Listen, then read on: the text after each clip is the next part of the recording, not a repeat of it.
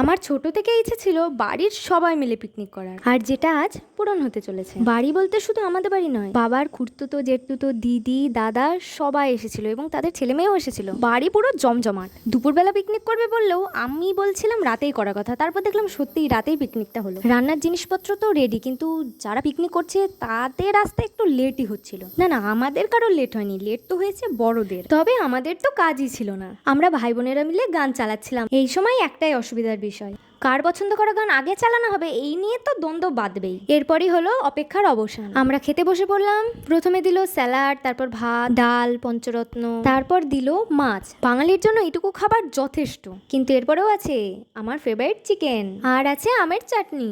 আর চাটনির সাথে পাঁপড় না থাকলে তো জমবেই না। আর খাবারের পর দই মিষ্টি তো অনিবার্য। আর সব শেষে ছিল হাজমোলা। 4 জন বসার টেবিল হলো, আমরা বসেছিলাম 6 জন। কেউ আলাদা বসবেই না।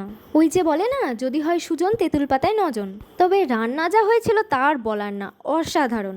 রান্না করেছিল আমাদেরই একটা দাদা, বাইরে থেকে আর কাউকে ডাকতেই হয়নি। দিনটা আমরা খুবই এনজয় করেছি। বাড়ির সবাই একসাথে থাকলে মজা তো হবেই। তো ভিডিওটা ভালো লাগলে অবশ্যই like comment share subscribe follow সব করে দেবেন।